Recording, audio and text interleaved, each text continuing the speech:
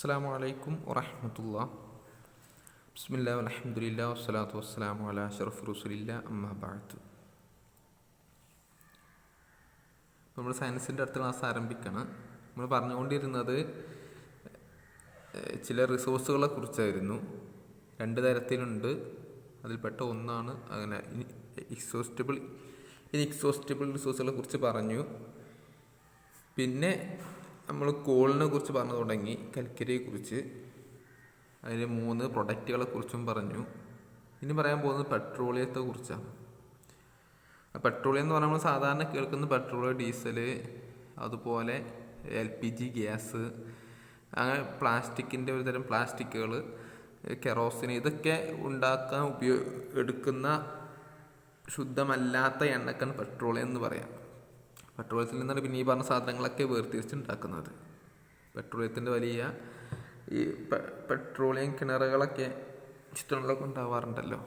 അതിലൊരുപാട് പേര് ജോലിയെടുത്ത് റിഗുകൾ എന്ന് പറയും, റിഗിൽ ജോലി ചെയ്തിട്ട് അതൊക്കെ ശുദ്ധീകരിച്ചെടുത്തിട്ടാണ് പിന്നീട് ഈ പ്രൊഡക്റ്റുകളാക്കി മാറ്റുന്നത്.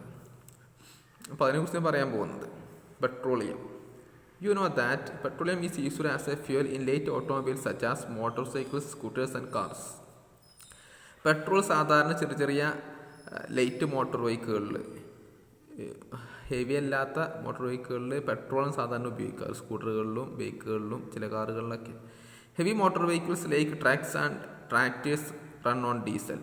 കുറച്ച് വലിയ വാഹനങ്ങളാണെങ്കിൽ പിന്നെ ഡീസലാണ് ഉപയോഗിക്കാറ്.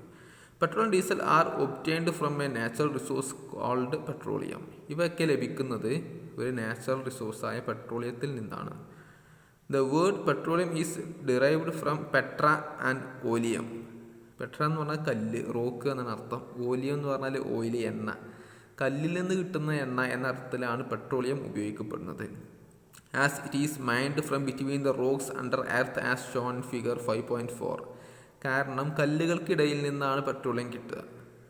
ഭൂമിക്കടിയിൽ ഇങ്ങനെ കല്ലുകളുണ്ടാവും, പാറകളുണ്ടാവും. അതിനടിയിൽ പെട്രോളിയം ഉണ്ടാവും. അതിന് താഴെയും പാറകളായിരിക്കും. ഇപ്പോൾ 2 പാറകൾക്ക് ഇടയിലായിട്ടാണ് പെട്രോളിയം ഉണ്ടാവാറ്. അതുകൊണ്ടാണ് അതിന് ഈ പേര് വരാൻ കാരണം. പെട്ര ഓലിയം എന്നതിൽ നിന്നാണ് പെട്രോളിയം എന്ന പേര് വന്നത്. അത് താഴെ ആ ചിത്രത്തിൽ കാണിക്കുന്നുണ്ട്, നമുക്ക് വിശദീകരിക്കാം. പിന്നെ do you know how petroleum is formed. എങ്ങനെയാണ് പെട്രോളിയം ഉണ്ടാവുന്നത് എന്ന് എനിക്കറിയാമോ? Petroleum was formed from organisms living in the see.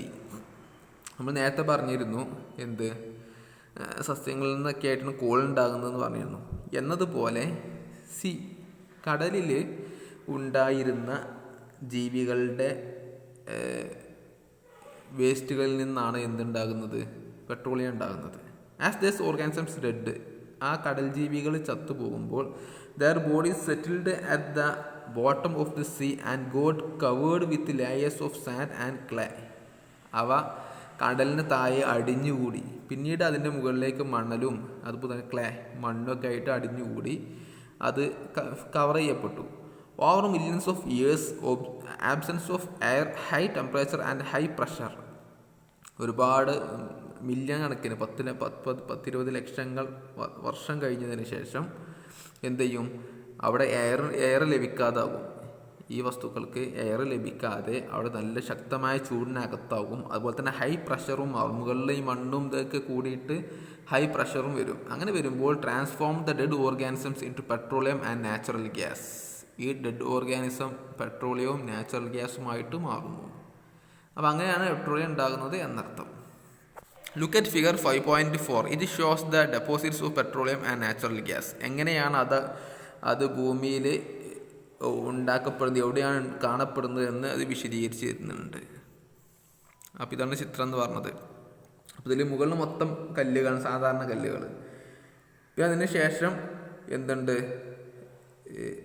മണ്ണും കല്ലുകളും. അതിന് താഴെ പിന്നെ 2 അടുത്ത കല്ല് റിസർവിയർ റോക്ക് എന്ന് പറയും. അതിൻ്റെ ഉള്ളിൽ വെള്ളമൊക്കെ ഉള്ള കല്ലുകൾക്ക് റിസർവിയർ റോക്ക് എന്ന് പറയും. ഈ 2 പാറകൾക്ക് ഇടയിലായിട്ടാണ് ഗ്യാസ്, ഓയിൽ, വാട്ടർ എന്ന രീതിയിൽ കാണപ്പെടുന്നത്. കണ്ടല്ലോ, മുകളിൽ ഗ്യാസ്, അതാണ് നാച്ചുറൽ ഗ്യാസ്. രണ്ടാമത്തെ ഓയിൽ, ആ പെട്രോളിയം എന്നാണ് നമ്മൾ ഉദ്ദേശിച്ച സാധനം. പിന്നെ വാട്ടറും. അപ്പോൾ ഇതിൽ നിന്ന് ഈ ഗ്യാസിൽ നിന്ന് നാച്ചുറൽ ഗ്യാസിൻ്റെ ഒരു കിണറുണ്ടാക്കിയിട്ടുണ്ട്. ഓയിലിൽ നിന്ന് ഒരു പെട്രോളിയത്തിൻ്റെ ഒരു കിണറും ഉണ്ടാക്കിയിട്ടുണ്ട്. ആ കിണറിലൂടെ മുകളിൽ നിന്ന് എടുക്കുകയും ചെയ്യുക, ഇതെണ്ണ വലിച്ചെടുക്കുകയും ചെയ്യുക. പിന്നെ മുകളിൽ വെച്ചിട്ട് അത് ശുദ്ധീകരിക്കും. അതിൻ്റെ റിഫൈനറി എന്ന് പറയും, പെട്രോളിയം റിഫൈനറി, ശുദ്ധീകരണശാല. അവിടെ വെച്ചിട്ട് ശുദ്ധീകരിച്ചിട്ട് ഈ പ്രൊഡക്റ്റുകൾ ഉണ്ടാക്കുകയും ചെയ്യാം.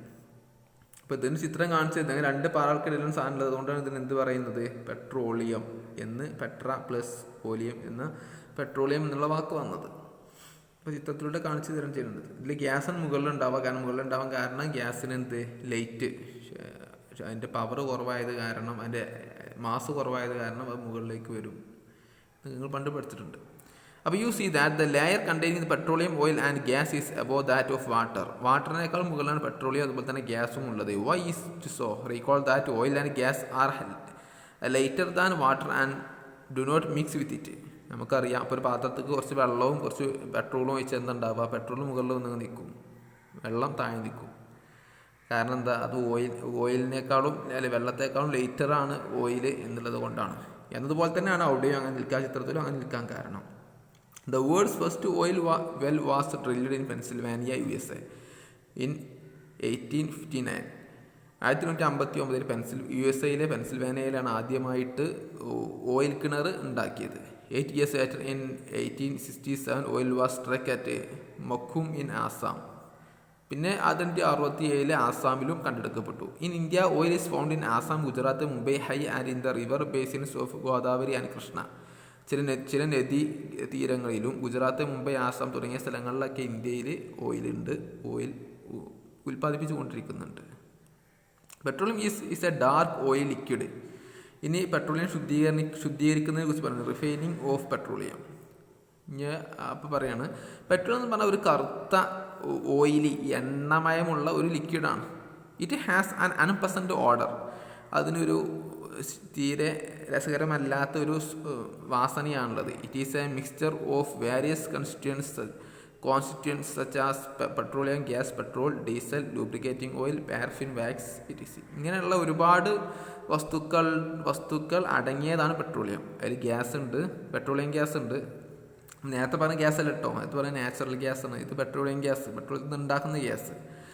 പെട്രോളിയം ഗ്യാസ് ഉണ്ട്, പെട്രോൾ ഉണ്ട്, ഡീസലുണ്ട്, ലൂബ്രിക്കേറ്റിംഗ് ഓയിൽ ഉണ്ട്. ലൂബ്രിക്കേറ്റിംഗ് ഓയിൽ നമ്മൾ പറയുന്ന മറ്റേ ഈ ഗ്രീസ് എന്നൊക്കെ പറയില്ല, അതാണ് ലൂബ്രിക്കേറ്റിംഗ് ഓയിലാണ് ഉദ്ദേശിക്കുന്നത്.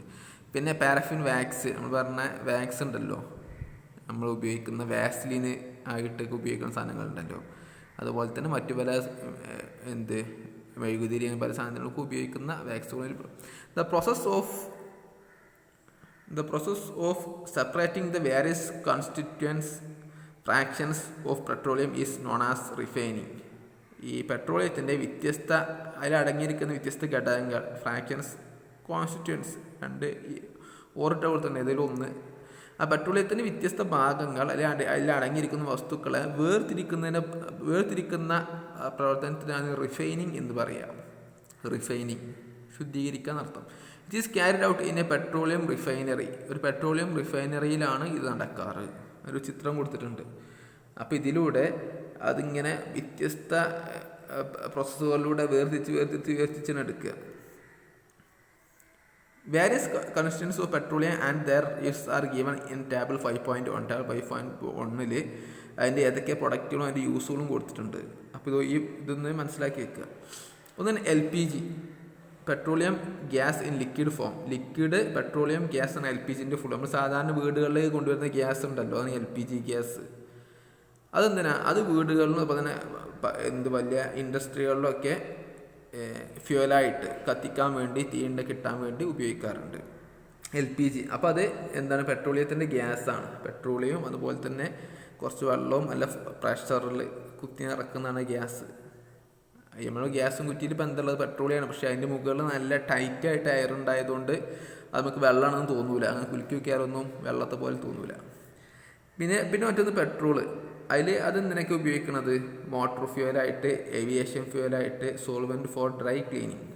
ആ ഡ്രൈ ക്ലീനിങ്ങിനും അതുപോലെ തന്നെ ഏവിയേഷൻ ഫ്യൂവൽ എന്ന് പറഞ്ഞാൽ നമ്മളെ വിമാനങ്ങൾക്കും മറ്റൊക്കെ ഫ്യൂവലായിട്ട്, പിന്നെ സാധാരണ മോട്ടോർ ഫ്യൂവലായിട്ട് വാഹനങ്ങൾക്ക്. പിന്നെ കെറോസിന് സ്റ്റൗ, ലാമ്പ്, അതുപോലെ തന്നെ ജെറ്റ് എയർക്രാഫ്റ്റ്, വല്ല ജെറ്റുകളിലൊക്കെ കെറോസിൻ ഉപയോഗിക്കാറുണ്ട്.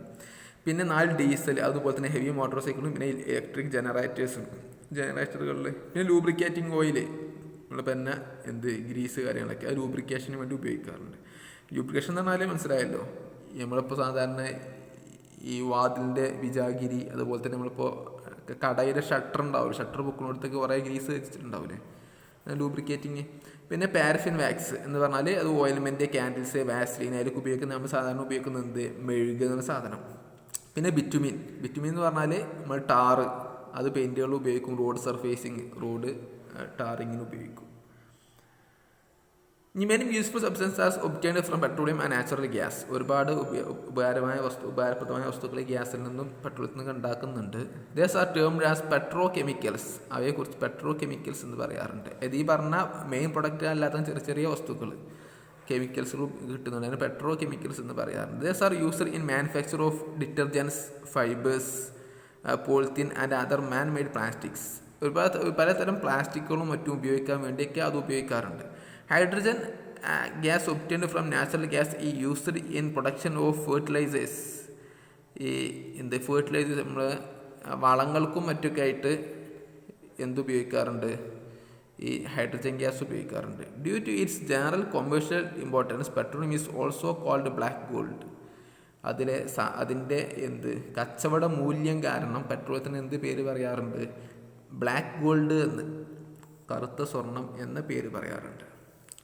ഇനി അടുത്ത natural gas. Natural gas is a very important fossil fuel because it is easy to transport through pipes. ഇത് വളരെ ഇമ്പോർട്ടൻ്റ് ആയ ഒരു ഫ്യൂലാണ്. ഫോസിൽ ഫ്യൂൽ എന്ന് പേര് പറയാൻ കാരണം നമ്മൾ നേരത്തെ പറഞ്ഞല്ലോ, ഫോസിലുകളിൽ നിന്നാണ് ഈ പറഞ്ഞ സാധനങ്ങളൊക്കെ, കോളും പെട്രോളിയം നാച്ചുറൽ ഗ്യാസും ഉണ്ടാകുന്നത് ചത്ത വസ്തുക്കളുടെ ഫോസിലുകളിൽ നിന്ന്, അതിൻ്റെ ശേഷിപ്പുകളിൽ നിന്ന് അതാണ് ഉണ്ടാകുന്നത്. അതുകൊണ്ട് തന്നെ ഫോസിൽ ഫ്യൂൽ എന്ന് പറയുന്നത് നമ്മൾ നേരത്തെ പറഞ്ഞിരുന്നു. Natural gas is stored under high pressure as compressor natural gas. Compressor natural gas എന്ന പേരിൽ നല്ല പ്രഷറോട് കൂടിയാണ് ഇത് ഗ്യാസ് കുറ്റികളിലും അതുപോലെ തന്നെ ഇതിലൊക്കെ ആയിട്ട് സൂക്ഷിച്ചു വെക്കുക. CNG is used for power generation. അത് പവർ ജനറേഷൻ, കറണ്ട് ഉൽപ്പാദിപ്പിക്കാൻ വേണ്ടിയാണ് ഉപയോഗിക്കാറ്. It is now being used, ഇപ്പോൾ അത് ഉപയോഗിക്കുന്നത് as a fuel for transport vehicles because it is less polluting, it is a cleaner fuel. അത് ഈ പെട്രോളിയത്തിൽ പോയി നല്ല പുക ഉണ്ടാക്കിയിട്ട് അന്തരീക്ഷ മലിനീകരണം ഉണ്ടാവില്ല. അപ്പോൾ അതുകൊണ്ട് ഇപ്പോൾ പലയിടത്തും CNG ഉപയോഗിച്ച് തുടങ്ങിയിട്ടുണ്ട്. The great advantage of CNG is that it can be used directly for burning in homes and factories where it can be supplied through pipes. ഇതുകൊണ്ടുള്ള വലിയൊരു ഉപകാരം എന്ന് വെച്ചാൽ അത് ഡയറക്റ്റായിട്ട് ഉപയോഗിക്കാൻ പറ്റും. ഡയറക്റ്റായിട്ട് എന്നാൽ ഇപ്പോൾ ചില സ്ഥലങ്ങളിലൊക്കെ എന്തുണ്ട്, ഒരു നെറ്റ്വർക്ക് ഉണ്ട്. നമ്മളെ കുടിവെള്ളത്തിൻ്റെ പൈപ്പ് ഉണ്ടാകുന്ന പോലെ CNG ഗ്യാസിൻ്റെ പൈപ്പ്. അപ്പോൾ അത് ഓരോ വീട്ടിലെയും അടുക്കളയിലേക്ക് അങ്ങനെ എത്തും. അപ്പോൾ അവിടുന്ന് നേരെ ഉപയോഗിക്കാം. അപ്പോൾ ഈ ഗ്യാസ് കുറ്റികളിലാക്കിയിട്ട് വാങ്ങൽ മുഖേന എത്തിക്കേണ്ട ആവശ്യമൊന്നുമില്ല. Such a network of pipeline exists in Vadodara, some parts of Delhi and other places. ഗുജറാത്തും ഡൽഹിയിലേക്ക് അങ്ങനെ തുടങ്ങിയിട്ടുണ്ട് ഇപ്പോൾ തന്നെ. Natural gas also used as starting material for manufacturing of number of chemicals and fertilisers. ഒരുപാട് വളങ്ങളുടെ അതുപോലെ തന്നെ കെമിക്കൽസിൻ്റെ ഒക്കെ പ്രധാന ഘടകമായിട്ട് ഉപയോഗിക്കുന്നത് നാച്ചുറൽ ഗ്യാസ് ഉപയോഗിക്കുന്നുണ്ട്. India has vast reserves of natural gas. ഇന്ത്യയിൽ ഒരുപാട് ഇത് കണ്ടെടുക്കപ്പെട്ടിട്ടുണ്ട്. In our country natural gas has been found in Tripura, Rajasthan, Maharashtra and in the Krishna Godavari delta. അവിടെയൊക്കെ അത് കാണപ്പെട്ടിട്ടുണ്ട്. Can coal petroleum and natural gas can be prepared in the laboratory from dead organisms. അപ്പോൾ പൂജയുടെ ഒരു ഡൗട്ട്, നമുക്ക് ഈ പറയുന്ന കോളും പെട്രോളിയവും നാച്ചുറൽ ഗ്യാസൊക്കെ ലബോറട്ടറിയിൽ ഉണ്ടാക്കിക്കൂടെ? കാരണം ഇതൊക്കെ ചത്ത വസ്തുക്കളുടെ അവശിഷ്ടത്തിൽ ഉണ്ടാകുന്നത്. അപ്പോൾ ഒരുപാട് ജീവികളുടെ ചത്ത ശരീരം കൊടുത്തിട്ട് അതിന് നമുക്ക് ഇതൊക്കെ ഉണ്ടായിക്കൂടാൻ ചോദ്യം. അപ്പോൾ മറുപടി no. Their formation is a very slow process. കാരണം ഇവ ഉണ്ടായിത്തീരുന്ന ഒരുപാട് നൂറ്റാണ്ടുകൾ വർഷങ്ങൾ കഴിഞ്ഞതിന് ശേഷമാണ്, മില്യൺസ് ഓഫ് ഇയേഴ്സ് കഴിഞ്ഞതിന് ശേഷമാണ് ഇതുണ്ടാകുന്നത്. അതൊരു വളരെ സ്ലോ ആയ പ്രോസസ്സാണ്. And conditions for their formation cannot be created in the laboratory. അവ ഉണ്ടാകുന്ന ആ സാഹചര്യങ്ങൾ ഒരിക്കലും ലബോറട്ടറിയിൽ നമുക്ക് സൃഷ്ടിച്ചെടുക്കാൻ കഴിയൂല. കാരണം നല്ല പ്രഷർ വേണം, നല്ല ചൂട് വേണം, ഈ പറഞ്ഞ പോലെ മില്യൺസ് ഓഫ് ഇയേഴ്സ് കഴിയണം. അപ്പോൾ അത് ലബോറട്ടറിയിൽ ഉണ്ടാക്കുക എന്നുള്ളത് പ്രായോഗികമല്ല. അപ്പോൾ നമുക്ക് ഭൂമിയിലുള്ളത് ഉപയോഗിക്കാനേ കഴിയുകയുള്ളൂ. Some natural resource are limited. ഇപ്പോൾ നേരത്തെ പറഞ്ഞ പോലെ നാച്ചുറൽ റിസോഴ്സ് എന്താണ്, തീർന്നു പോകുന്നതാണ്. അതുകൊണ്ട് നമ്മൾ ശ്രദ്ധിക്കണം എന്നതിനെക്കുറിച്ച് ഞാൻ അല്പം പറയാണ്. You have studied in the beginning of the chapter that some natural resources are exhaustible like fossil fuels, forest minerals. അതൊക്കെ തീർന്നു പോകുന്നതാണ്. ഫോസിൽ ഫ്യൂൽ നമ്മളിപ്പോൾ പഠിച്ച ഫോസിൽ ഫ്യൂലുകൾ അതുപോലെ തന്നെ മിനറൽസ് ഒക്കെ. You know that coal and petroleum are fossil fuel. It required the dead organisms millions of years to get converted into these fuels എന്ന് പറഞ്ഞ പോലെ millions of years വേണമെങ്കിൽ അവയെ ഈ രീതിയിൽ മാറ്റാൻ കഴിയുള്ളൂ. On the other hand, the non reserves of this will last only A few hundred years. മാത്രമല്ല നമുക്ക് ഇന്ന് ലഭ്യമായ ഇതിൻ്റെ സോഴ്സുകൾ പെട്രോളിയത്തിൻ്റെ കിണറുകളും CNG-യുടെ ഇതൊക്കെ സോഴ്സുകളൊക്കെ അതൊരു 100, 200, 300, 400 വർഷങ്ങളൊക്കെ ഉപയോഗിക്കാൻ മാത്രമേ ഉണ്ടാവുള്ളൂ. കുറച്ച് ഫ്യൂ ഹൺഡ്രഡ് ഇയേഴ്സ് എന്ന് പറഞ്ഞാൽ 100-400 വർഷങ്ങൾ ഉപയോഗിക്കാനുള്ളത് ഉണ്ടാവുകയുള്ളൂ. More over burning of this fuel is A major cos of air pollution. എന്ന് മാത്രമല്ല ഇത് കൂടുതലായിട്ട് ഉപയോഗിക്കുന്നത് നല്ല എയർ പൊല്യൂഷൻ ഉണ്ടാക്കുകയും ചെയ്യും. Their use is also linked to global warming. മാത്രമല്ല ഗ്ലോബൽ വാർമിങ്ങുമായിട്ട് ഇതിന് വലിയ ബന്ധമുണ്ട്. ഗ്ലോബൽ വാർമിംഗ് എന്ന് പറഞ്ഞാൽ നമ്മൾ ചൂട് കൂടുന്ന പ്രതിഭാസം ആഗോളതലത്തിൽ. അപ്പോൾ കഴിഞ്ഞ വർഷം ചെറുതായിട്ട് പഠിച്ചിട്ടുണ്ടാവും. പിന്നെ ഗ്രീൻ ഹൗസ് എഫക്റ്റും മറ്റുമൊക്കെ അന്തരീക്ഷത്തിൽ ഈ കാർബണിൻ്റെ ഘടകങ്ങളൊക്കെ നിന്നിട്ട് ചൂട് അന്തരീക്ഷത്തിൽ തങ്ങി നിൽക്കുക. അത് കാരണം നമ്മുടെ ഭൂമി മൊത്തത്തിൽ ചൂടാകുന്ന പ്രതിഭാസം. അപ്പോൾ അതിൽ പ്രധാനപ്പെട്ടൊരു പങ്ക് ആർക്കുണ്ട്? ഈ പറഞ്ഞ ഇത് കത്തിക്കുമ്പോൾ സംഭവിക്കുന്നുണ്ട്. It is therefore necessary that we use these fuels only when absolutely necessary. കാരണം നമുക്ക് അത്യാവശ്യമായ സമയത്ത് മാത്രമേ ഇത് ഉപയോഗിക്കാൻ പാടുള്ളൂ. This will result in better environment, smaller risk of global warming and their availability for a long period of time. നമ്മളങ്ങനെ കുറച്ച് ഉപയോഗിക്കുകയാണെങ്കിൽ അത് എൻവിറോൺമെൻറ്റിന് നല്ലതായിരിക്കും. അതുപോലെ തന്നെ ഗ്ലോബൽ വാർമിങ്ങിൻ്റെ റിസ്ക് കുറക്കും. അതുപോലെ തന്നെ ഒരുപാട് വരും തലമുറകൾക്ക് അത് ഉപയോഗിക്കാനും ഉണ്ടാകും. In India, the Petroleum Conservation Research Association advises people how to save petrol, diesel while driving. പ്രധാനമായിട്ട് പെട്രോൾ ഡീസലിൻ്റെ ഉപയോഗം ഡ്രൈവിങ്ങിന് നടക്കുന്നത്. അപ്പോൾ അതുകൊണ്ട് ഡ്രൈവിങ്ങിൽ ഇത് എങ്ങനെ കുറച്ച് ഉപയോഗിക്കാം എന്നതിനെ കുറിച്ച് അവർ പറയുന്നുണ്ട്. ദയർ ടിപ്സ് ആർ പറഞ്ഞ ചില ടിപ്സുകളോട് കൊടുത്തിട്ടുണ്ട്. Drive at A constant and moderate speed as far as possible. കഴിയുന്നത്ര ഒരു മോഡറേറ്റായ ഒരു കോൺസ്റ്റൻ്റ് സ്ഥിരമായ ഒരു മീഡിയം സ്പീഡിൽ വാഹനം ഓടിക്കുക. വാഹനം ഇടയ്ക്കിടയ്ക്ക് സ്പീഡ് കൂട്ടുക കുറയ്ക്കുക എന്നതിൽ വരുമ്പോൾ എന്ത് ചെയ്യും? പെട്രോൾ കൂടുതലായിട്ട് ഉപയോഗിക്കും. അതുപോലെ തന്നെ switch off the engine at a traffic lights or at a place where you have to wait. ആരെങ്കിലും വെയിറ്റ് ചെയ്യാൻ വേണ്ടി വണ്ടി നിർത്തുമ്പോൾ, അതുപോലെ തന്നെ ട്രാഫിക്കിൽ ഒരുപാട് നേരം പെടുമെന്നുണ്ടെങ്കിലൊക്കെ അവിടെയൊക്കെ എൻജിനും ഓഫാക്കിയിടാം. അതിങ്ങനെ എൻജിന് ഓണാക്കിയിട്ട് നമ്മൾ ആക്സിലേറ്റർ കൊടുക്കുന്നില്ലെങ്കിലും അത് എണ്ണ ഊറ്റുമല്ലോ. Ensure correct tyre pressure. നല്ല ടയർ പ്രഷർ ഉണ്ടെന്ന് ഉറപ്പ് വരുത്തുക.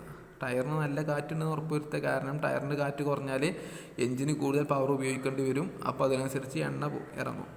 Ensure regular maintenance of the വെഹിക്കിളിൻ്റെ എല്ലാ ഭാഗങ്ങളും കൃത്യമായിട്ട് വർക്ക് ചെയ്യുന്നുണ്ട് എന്ന് ഇടയ്ക്കിടയ്ക്ക് പരിശോധിക്കുക. കാരണം എൻജിൻ്റെ പ്രശ്നങ്ങൾക്ക് വാഹനത്തിന് ഉണ്ടാകുന്ന പ്രശ്നങ്ങൾ കാരണം വാഹനങ്ങൾ കൂടുതൽ പവർ ഉപയോഗിക്കേണ്ടി വരും, എണ്ണ ഉപയോഗിക്കേണ്ട അവസ്ഥകളൊക്കെ വരും. അപ്പോൾ അതൊക്കെ ഉറപ്പ് വരുത്തുക. അതിലൂടെ നമുക്ക് പെട്രോളിയത്തിൻ്റെ ഉപയോഗം കുറച്ച് കുറക്കാൻ പറ്റും. നമ്മളെ ചാപ്റ്റർ തീർന്നിട്ടുണ്ട്. ഇവിടെ അതിൻ്റെ കീവേഡ്സ് കൊടുത്തിട്ടുണ്ട്. വളരെ കുറച്ച് ചെറിയ ചാപ്റ്റർ ആയിരുന്നു. വളരെ കുറച്ച് കാര്യങ്ങളുള്ള ഈ 3 ഘടകങ്ങൾ കോള്, പെട്രോളിയം, നാച്ചുറൽ ഗ്യാസിനെ കുറിച്ച് മനസ്സിലാക്കിയവർക്ക് പിന്നെ കാര്യമായിട്ടൊന്നും ഇതിൽ പ്രയാസമില്ല. അപ്പോൾ അതിൻ്റെ വാട്ട് യു ഹാവ് ലേൺഡ് വലിയ സമ്മറി കൊടുത്തിട്ടുണ്ട്. അതൊക്കെ നോക്കുക. അതിൻ്റെ എക്സസൈസുകളുണ്ട്. ഇന്ത്യയിൽ പവർ ഷോർട്ടേജ് കൊടുത്തിട്ടുണ്ട്. പവർ ഷോർട്ടേജ് നമുക്കിത് തികയാതിരിക്കുന്ന എത്രത്തോളം എന്നുള്ളത് ഇൻഷാ അല്ലാഹ്. അപ്പോൾ എല്ലാവരും ഇതൊക്കെ നോക്കുക. ആ സമ്മറിയും കാര്യങ്ങളൊക്കെ നോക്കുക. അതുപോലെ തന്നെ മുമ്പ് പറഞ്ഞ പോലെ ക്ലാസ്സിൻ്റെ സമ്മറി അടുത്ത ക്ലാസ്സിന് മുമ്പായിട്ട് അയച്ചു തരിക. സംശയങ്ങളുണ്ടെങ്കിൽ ചോദിക്കുക. ഇൻഷാ അല്ലാഹ്. അസ്സലാമു അലൈക്കും.